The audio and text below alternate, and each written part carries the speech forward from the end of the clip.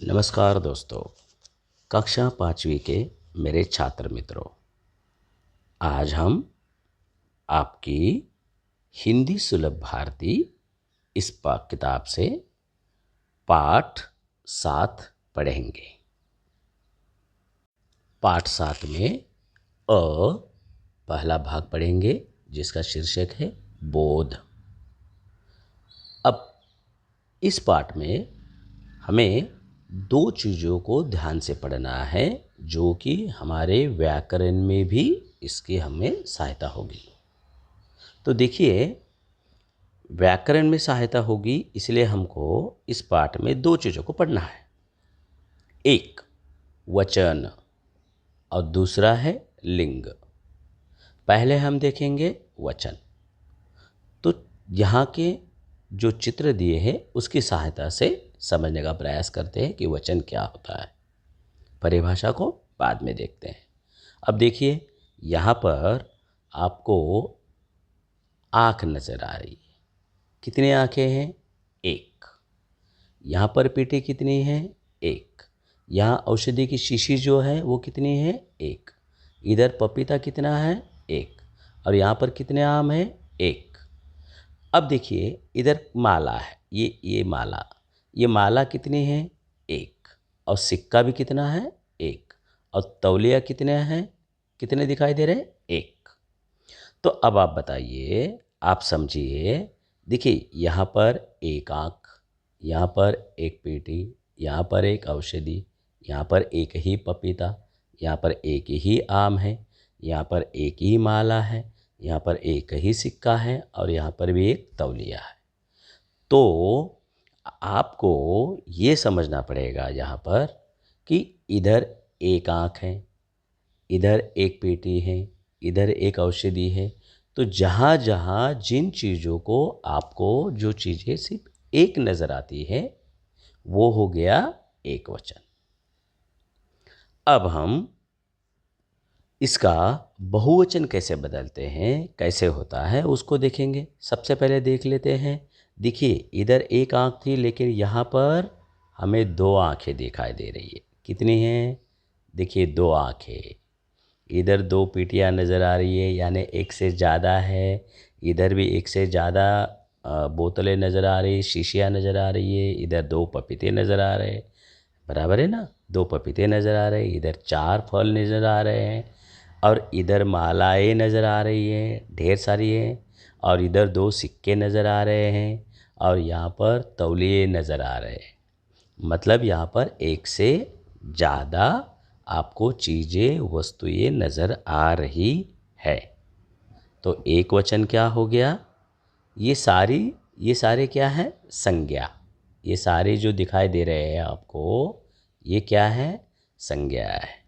तो संज्ञा शब्द के जिस रूप से एक ही वस्तु, पदार्थ या व्यक्ति का बोध होता है, उसे हम कहते हैं एक वचन।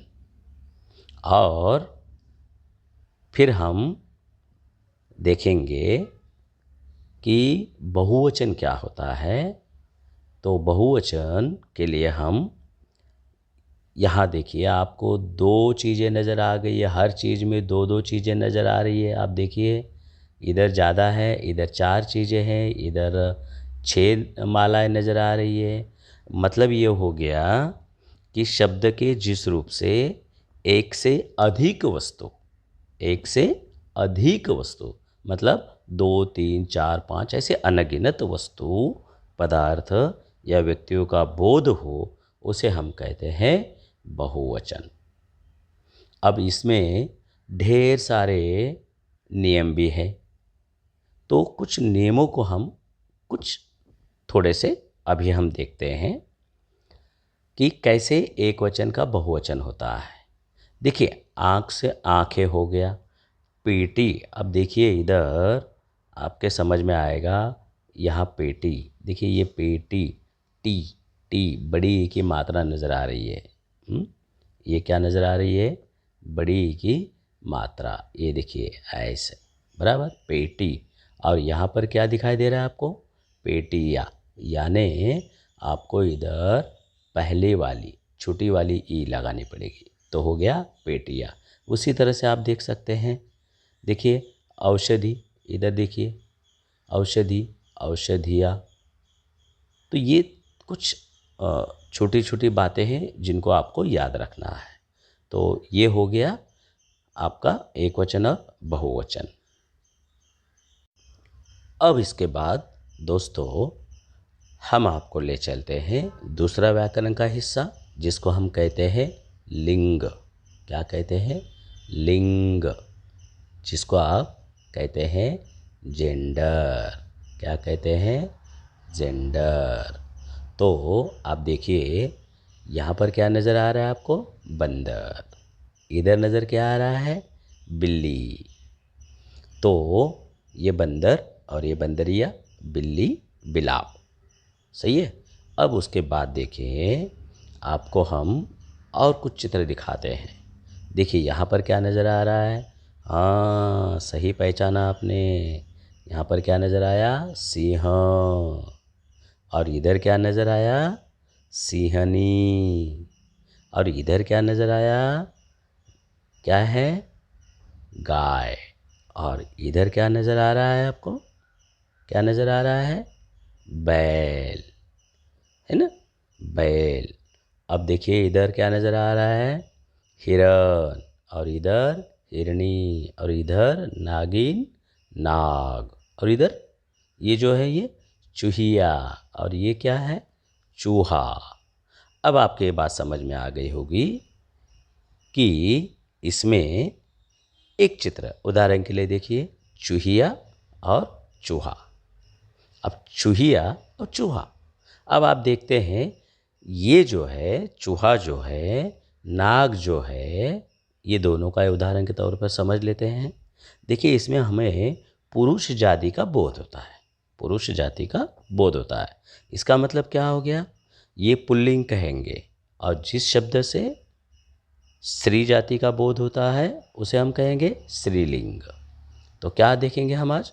पुल्लिंग और स्त्रीलिंग। तो देखिए बंदर, ये बंदर देखिए, जी हाँ ये बंदर। हाँ, अब ये बंदर और ये बंदरिया। तो इसमें क्या हो गया? यहाँ पर ये पुरुष जाति का बोध करवा देता है, तो ये स्त्री जाति का बोध करवा देता है। जी हाँ। तो परिभाषा क्या हो गई? शब्द के जिस रूप से पुरुष जाति का बोध होता है उसे हम पुल्लिंग कहते हैं। उदाहरण के लिए देखिए बंदर, चाचा, मोर, लड़का, इस तरह से। और शब्द के जिस रूप से स्त्री जाति का बोध होता है उसे हम कहेंगे स्त्रीलिंग। जैसे शेरनी, बहन, चाची, भाभी, यहाँ पर हिरनी, इधर गाय। तो इस तरह से हमें पुल्लिंग और स्त्रीलिंग को समझना है। तो आपके बात यहाँ तक समझ में आई हो। हम आपको इसी तरह से अलग से कुछ वचन और लिंग के उदाहरण भेज देंगे, तो आप उसको समझने की कोशिश कीजिए। धन्यवाद।